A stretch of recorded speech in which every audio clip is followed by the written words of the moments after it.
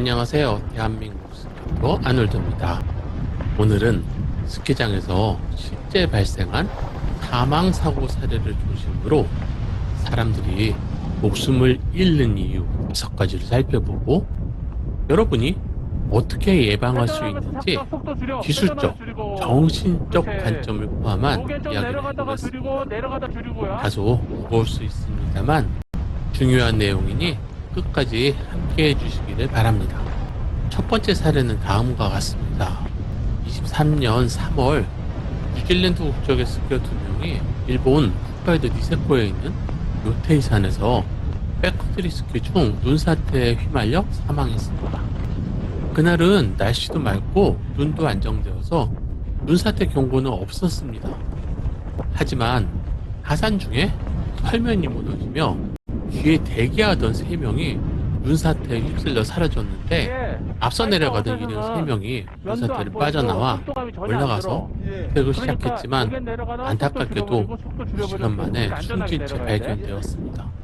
두 번째는 17년 3월 부치기원에서 산악스키 강습회에 참여한 66명 중에 고등학생 8명이 눈사태에 휩쓸려 사망하는 안타까운 사고입니다. 이 사고는 스키장 외부 백커트리 지역이 아닌 스키장 내부 슬로프에서 발생한 사고인데 평소에는 전면 개방하지 않는 슬로프라 베이스 구름이 단단하지 않은 상태에서 전날 내린 폭설로 적설된 눈과 경계가 무너지며 눈사태가 발생하였습니다. 강습회 인원들을 한꺼번에 덮치면서 많은 어린 학생들이 사망하는 정말 안타까운 사고로 이어졌습니다.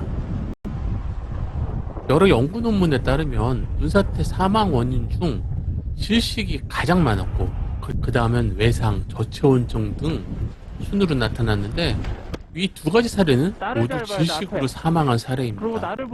즉 현장 초동 대처가 부실해서 발생한 사망 사례로 추정할 수 있습니다. 우리가 할 수 있는 예방 방법은 다음과 같습니다. 백컨트리 진입 전에는 반드시 현지 기상 및 눈사태 경보를 확인해야 됩니다. 두 번째는 눈사태에 대비한 장비를 비콘이나 삽, 탐침봉 같은 거를 고지를 하고 반드시 이전에 구조 훈련으로 그걸 사용하는 방법을 숙지해야 됩니다. 세 번째는 반드시 그룹으로 이동하고 위험한 날에는 진입하시면 안 됩니다. 최근 연구를 보면 13년간 스키, 스노보드 사망 사고 사례 중에 심장마비 및 체온저하 같은 외상성 원인이 사망 원인으로 발생한 사망 사고가 31%로 보고되었습니다. 즉 평소에 지병이 있는 상태 또는 몸 컨디션이 안 좋은 상태에서 스키를 즐기다가 갑자기 사망하는 사례를 말합니다. 우리가 할 수 있는 예방 방법이라면 다음과 같습니다. 평소에 정기적인 심혈관 건강 검진을 해서 몸 상태를 알고 있어야 됩니다. 보강대 활동 전에는 워밍업과 충분한 휴식을 취해야 됩니다. 당연히 스키장에서는 보온 장비와 중간중간에 따뜻한 물을 섭취해야 합니다. 지난 22년 1월달에 포천 베어스타운 스키장에서 발생한 리프트 후진 사고는 너무나 충격적인 장면입니다. 리프트가 정상으로 올라가던 중 갑자기 뒤로 미끄러지며 탑승장에 리프트가 충돌하는 사고가 발생했는데 그나마 다행히도 많은 이용객들이 충돌 전에 뛰어내려서 사망자는 발생하지 않은 사고입니다. 리프트 사고는 100% 스키장의 관리 범위에 있어서 우리 같은 스키어 입장에서는 어쩔 수 없는 상황이라 할 수 있습니다. 사실 그래도 우리가 할 수 있는 예방 방법이라면 다음과 같습니다. 리프트 탑승 시에는 안전바를 확인해야 됩니다. 두 번째, 리프트 운행 시에 올라가시면서 혹시 모르는 상황에 어디쯤 뛰어내릴 수 있을까 라는 지점을 인지해 두어야 됩니다. 여기까지 그냥 쏴도 돼. 그런 일이 발생하면 안 되겠죠. 그리고 리프트 구조물에 옷이나 가방이 걸리지 않도록 주의해야 됩니다.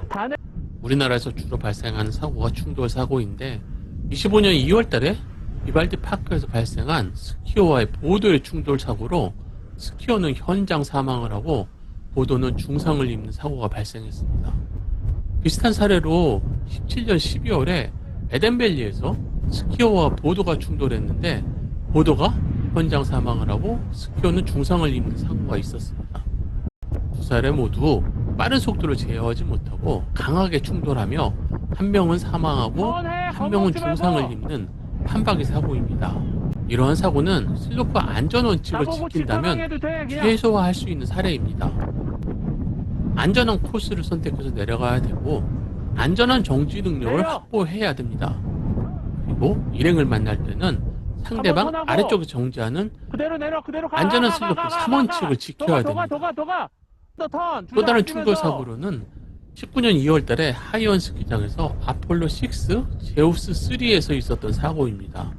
상급자 코스인 아폴로 6에서 직활강을 하던 스키어가 제우스 3 슬로프를 가로질러 안전 패스를 뚫고 도랑에 빠지면서 발생한 사망 사고례입니다. 다시 발생한 사망 사고 사례입니다. 사고 이후 아폴로 6에서 제우스 3로 진입하는 슬로프에 임시 펜스를 가설하여 합류 속도를 줄이는 조치를 취했지만 사고 당시에는 아무런 시설이 없어서 직활강 속도를 제어하지 못하고 그대로 충돌하는 사고로 안타까운 목숨을 잃었습니다. 이러한 사고는 스키장에서 생명을 지키는 안전수칙을 숙지하고 지킨다면 최소화할 수 있는 사례입니다. 준비운동 중요하죠. 안전장비 착용 당연히 중요합니다. 음주 후에는 스키 절대 안 됩니다. 당연히 실력에 맞는 코스를 선택해야 되고요. 속도 조절을 하면서 직활강은 절대 금지입니다.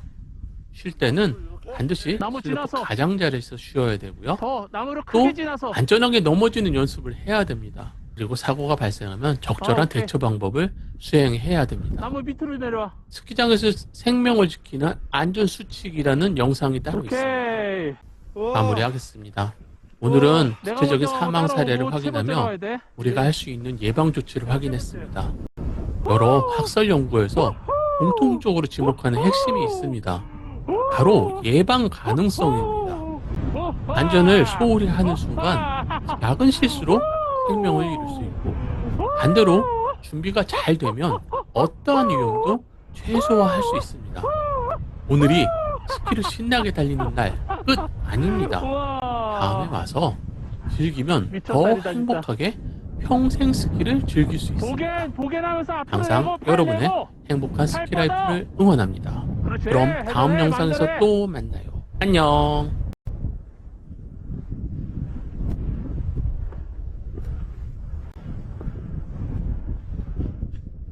영상이 도움이 되셨다면 좋아요, 구독을 눌러주세요.